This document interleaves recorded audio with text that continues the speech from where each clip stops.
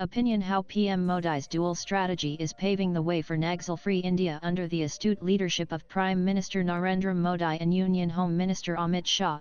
India has seen a significant reduction in Naxal-affected districts, as part of a concerted effort to combat left-wing extremism (LWE). The number of districts affected by Naxalite violence has decreased from 126 in 2013 to barely 18 across 7 states by 2024. Since assuming office in 2014, PM Modi has prioritized tackling the long-standing challenge of Naxal terrorism, a left-wing extremist insurgency that has plagued India's hinterlands for decades. Rooted in socio-economic disparities and ideological extremism, Naxalism has posed a significant threat to internal security. Naxalism, inspired by Maoist ideology, emerged in the late 1960s in Naxalbari, West Bengal, as a violent movement advocating for the rights of marginalized communities.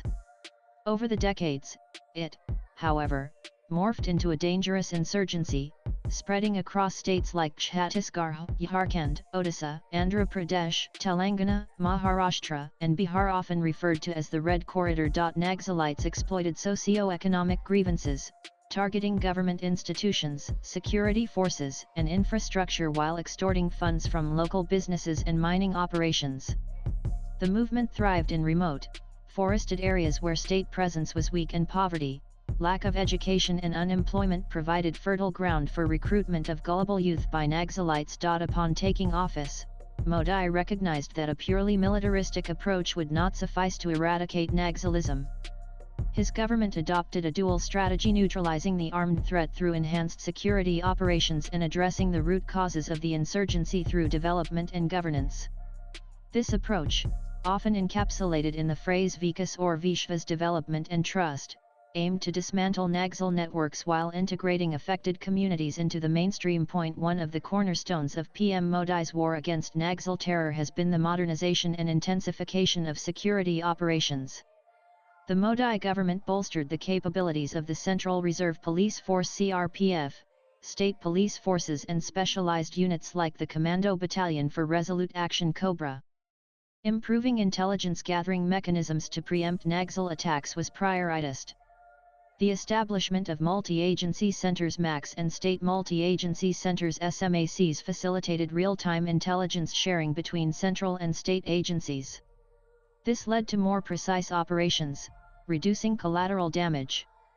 Remember, under the erstwhile Congress regime, Naxalism thrived as the previous Manmohan Singh regime refused to acknowledge the problem, much less dealing with it. PM Modi's approach to combating Naxalism has been novel and nuanced, never losing sight of the bigger picture. Security forces were equipped with advanced weaponry, surveillance drones and satellite imagery to navigate the dense forests of the Red Corridor. The use of technology, such as GPS-enabled tracking and night vision equipment, gave forces a tactical edge in guerrilla warfare. The Modi government established forward operating bases (FOBs) in remote areas, disrupting Naxal supply lines and safe havens, forcing insurgents to retreat deeper into forests. In 2017, Operation Samadhan, a strategic framework to combat left-wing extremism (LWE), was launched. The acronym Samadhan stands for Smart Leadership, Aggressive Strategy, Motivation and Training, Actionable Intelligence, Dashboard-based KPIs, Harnessing Technology, Action Plan for each theater, and no access to financing. Over 14,000 Naxalites have either been killed, arrested, or surrendered since 2014, significantly weakening the movement's operational capacity. Shah's fierce determination to uproot Naxalism has borne stellar results. PM Modi prioritized building roads, bridges, and communication networks in Naxal-affected areas to improve connectivity and state presence. The Pradhan Mantri Gram Sadak Yojana (PMGSY) was accelerated to construct all-weather roads, connecting remote villages to markets and administrative centers. By 2023, over 12,000 kilometers of roads had been built in LWE-affected districts.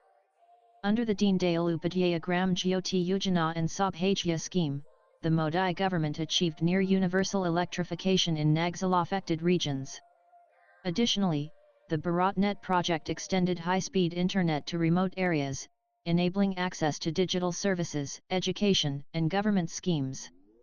The Modi government also established a Kalavya model residential schools EMRS for tribal children, offering quality education and vocational training.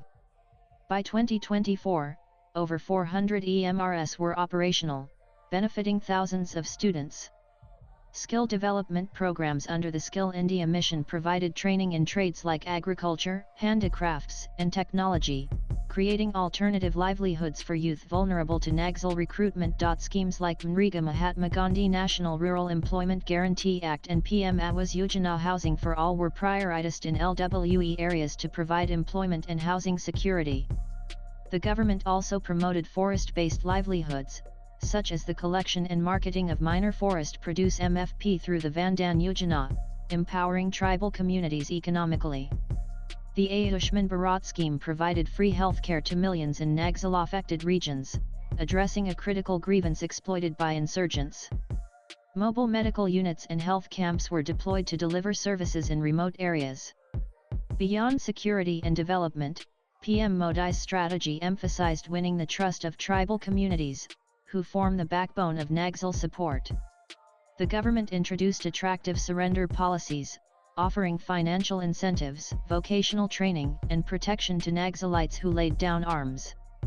Since 2014, thousands of Naxalites have surrendered, with many reintegrated into society through skill development and job opportunities. The Modi administration encouraged security forces to engage in civic action programs, such as organizing sports events, medical camps, and cultural festivals in tribal areas. These efforts humanized the state's presence and countered Naxal narratives of oppression. The government worked to expose the contradictions in Naxal ideology, which often exploits tribal grievances while extorting money from the same communities. Public awareness campaigns highlighted the benefits of government schemes and the futility of violence, encouraging youth to reject extremism. The Modi government's multifaceted approach has significantly weakened the Naxal movement.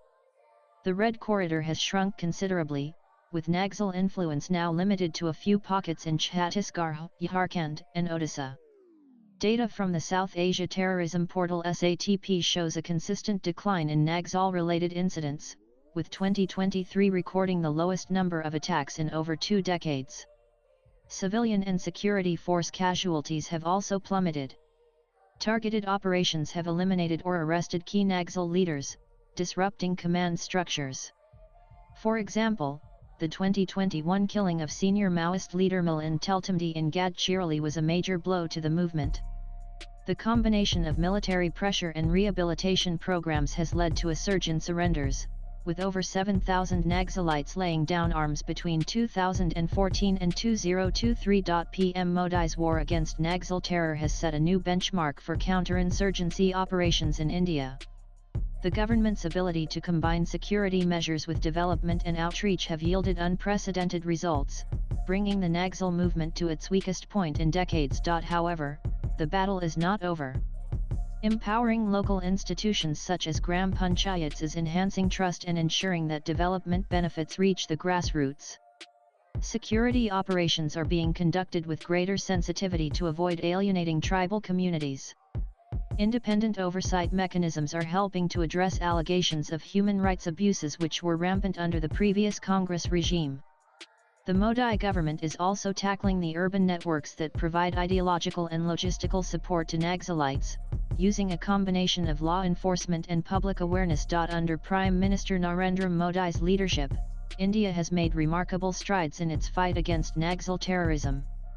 By blending aggressive security operations with transformative development initiatives, the government has not only weakened the insurgency but also begun to address the socio-economic factors that fueled it. By April 2025, the number of most affected districts, those accounting for 90% of LWE violence, had been reduced from 12 to 6.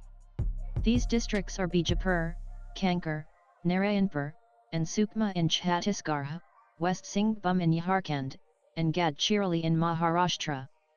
The number of districts of concern areas with lesser Naxal activity but still monitored has also decreased from 17 to 6, including Dantewada, Gariyaband, and Malamanpuram Bagar Chowki in Chhattisgarh, Latehar in Jharkhand, Nuapata in Odisha, and Mullagu in Telangana. By 2024, states like Bihar, Jharkhand, Odisha, Andhra Pradesh, and Madhya Pradesh had been largely cleared of Naxalism, with Maharashtra nearly free except for Gadchiroli. Naxal influence is now primarily confined to a few districts in Chhattisgarh.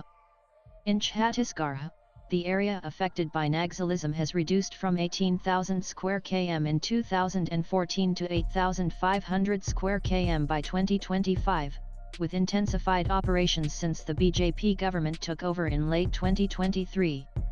In the last year alone, 287 Naxalites were neutralized, 992 arrested, and 837 surrendered in Chhattisgarh. Between 2004-2014 and 2014-2024, Naxal violence incidents dropped by 53% from 16,463 to 7,744, and deaths of security personnel and civilians decreased by 70%. Significant operations, including Operation Black Forest in 2025, the neutralization of 22 Naxalites in Bijapur and Kanker March 2025, and 27 Naxalites, including CPI Maoist General Secretary Nambala Keshav Rao, in Narayanpur May 2025, highlight the Modi government's targeted approach. The Modi government's strategy includes a multi-pronged approach: ruthless action against armed Naxalites, filling security vacuums with forward operating bases, 302 new camps in 5 years,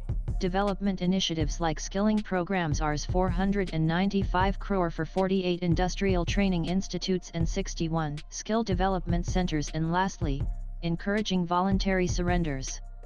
Financial assistance under the Special Central Assistance (SCA) scheme supports infrastructure development, with Rs 30 crore for most affected districts and Rs 10 crore for districts of concern.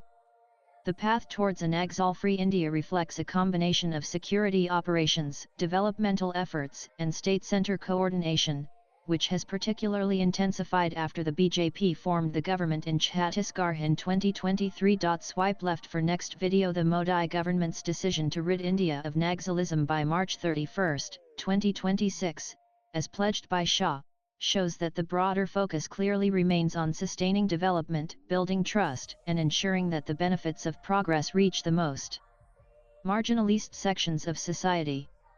The war against Naxal terror is not just about defeating an armed insurgency, it is about securing India's heartland and creating a future where every citizen can thrive. Sanjay Verma is an economist, national spokesperson of the BJP and the best-selling author of The Modi Gambit.